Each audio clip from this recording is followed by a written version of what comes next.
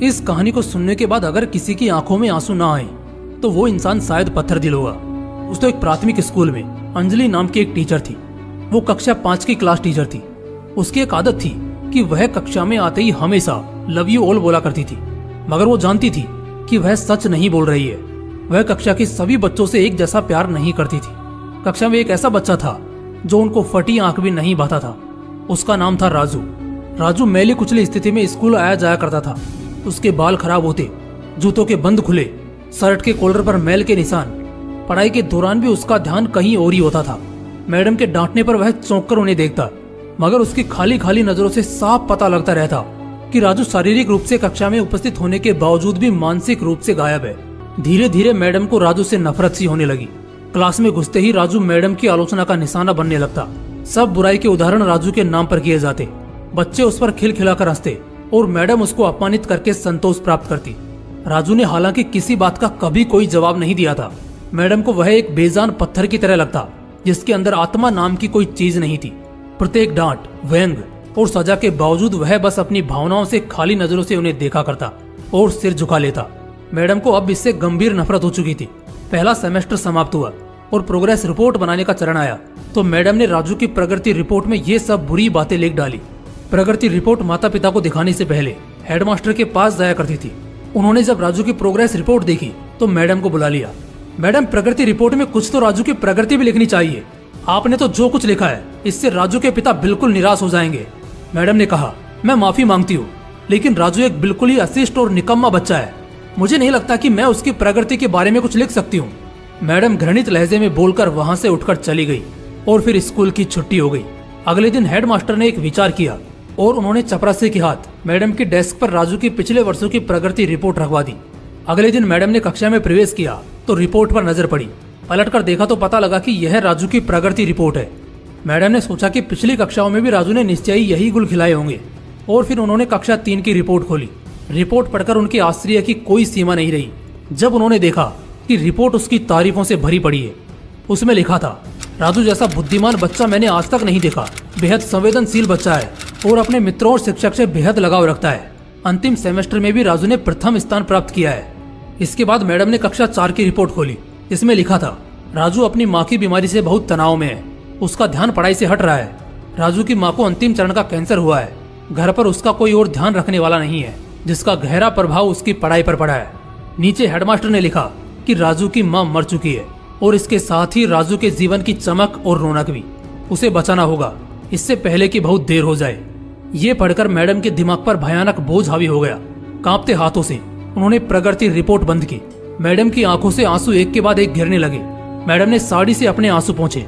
अगले दिन जब मैडम कक्षा में दाखिल हुई तो उन्होंने अपनी आदत के अनुसार अपना पारंपरिक वाक्यांश आई लव यू ऑल दोहराया, मगर वह जानती थी कि वह आज भी झूठ बोल रही है, क्योंकि इसी क्लास में बैठे एक उलझे बालों वाले बच्चे राजू के लिए जो प्यार वह आज अपने दिल में महसूस कर रही थी, वह कक्षा में बैठे और किसी भी बच्चे से अधिक था। पढ़ाई के दौरान उन्होंने रोजाना दिनचर्या की तरह एक सवाल राजू पर दागा और हमेशा की तरह राजू ने सिर झुका लिया। जब कुछ देर तक मैडम से डांट फटकार और बाकी स्टूडेंट्स की हंसी की आवाज उसके कानों में नहीं पड़ी तो उसने अचंभे में सिर उठाकर मैडम की ओर देखा तो उनके माथे पर आज गुस्सा नहीं था, वो मुस्कुरा रही थी। उन्होंने राजू को अपने पास बुलाया और उसे सवाल का जवाब बताकर जबरन दोहराने के लिए कहा। राजू 3-4 बार के आग्रह के बाद अंततः बोल ही पड़ा। इसका जवाब देते ही मैडम ने न सिर्फ खुद कुसंदाज होकर तालियां बजाई बल्कि सभी बच्चों से भी बजवाई। फिर तो यह दिनचर्या बन गई। मैडम हर सवाल का जवाब अपने आप बताती और फिर उसकी खूब सराहना और तारीफ करती। प्रत्येक अच्छा उदाहरण राजू के कारण दिया जाने लगा। धीरे धीरे पुराना राजू सन्नाटे की कब्र फाड़कर बाहर आ गया। अब मैडम को सवाल के साथ जवाब बताने की जरूरत नहीं पड़ती। वह रोज सही उत्तर देकर सभी को प्रभावित करता और नए नए सवाल पूछकर सबको हैरान भी करता। उसके बाल अब कुछ हद तक सुधरे हुए होते, कपड़े भी काफी हद तक साफ होते, जिन्हें शायद वह खुद धोने लगा था। देखते ही देखते साल समाप्त हो गया और राजू ने दूसरा स्थान हासिल कर कक्षा 5वीं पास कर ली। यानी अब वह दूसरी जगह स्कूल में दाखिल होने के लिए तैयार था। कक्षा 5वीं के विदाई समारोह में सभी बच्चे मैडम के लिए सुंदर उपहार लेकर आए और मैडम की टेबल पर ढेर लग गया।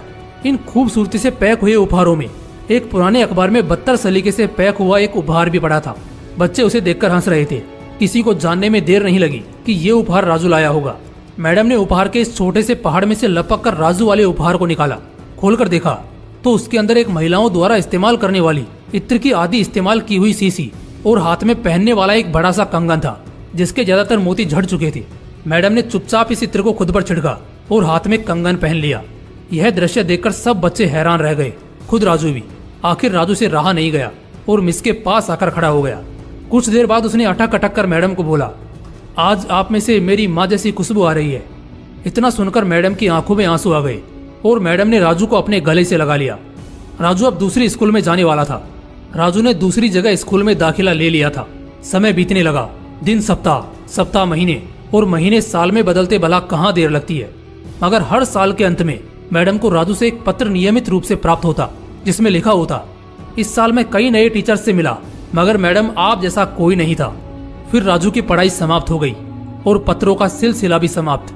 कई साल आगे गुजरे और मैडम रिटायर हो गई। एक दिन मैडम के घर अपनी मेल में राजू का एक पत्र मिला जिसमें लिखा था, इस महीने के अंत में मेरी शादी है और आपके बिना शादी की बात मैं नहीं सोच सकता।